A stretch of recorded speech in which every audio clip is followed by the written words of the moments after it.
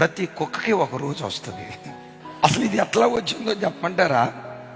అక్కడ ఒక mutton shop ఆయన ఉన్నాడు, మన సాయిబు గారు పెద్ద ఆయన, మటన్ దుకాణం ఆయన ఉన్నాడు. ఆ మటన్ దుకాణం ఎదురుగా కుక్క ఉండేది. కుక్కను చూస్తే చాలు రాయి తీసుకునేవాడు, పెట్ట కొట్టేవాడు. ఆ కుక్క దీనంగా, సార్ ఆ జంతువు బుజుగురన్నా ఉంటే కొంచెం వేసేయండి సార్. అదే నువ్వు వేస్ట్గా చేసే కొవ్వు ఉంటుంది కదా, ఓ చిన్న మొక్క కొవ్వు మొక్క వేయండి సార్ అన్నట్లుగా పాపం ఆ పిచ్చి సొనక మహారాజు మన సాయిబు గారి వైపు దీనంగా చూసేది. చిన్న కొవ్వు మొక్కన్న అయ్యని. ఈయనేంటో తెలుసా, ఆ కుక్క అంటే చాలు కయ్యమని లేసేవాడు, కర్ర తీసుకొని కొడతా ఉండేవాడు.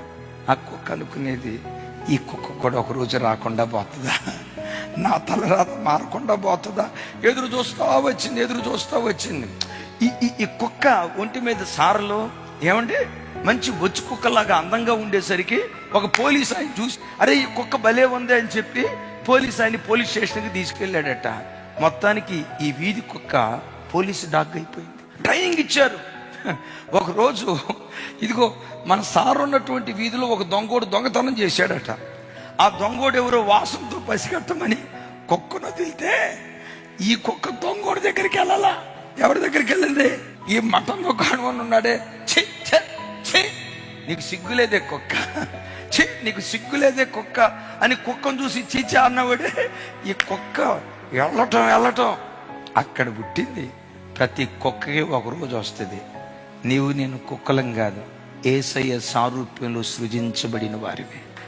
దానికి ఒక రోజు ఎలా వచ్చిందో, ఎక్కడ నిందించబడ్డావో అక్కడే నీ తలపైకెత్తే రోజు ఒకటి తప్పకుండా దేవుడు అనుగ్రహిస్తాడు.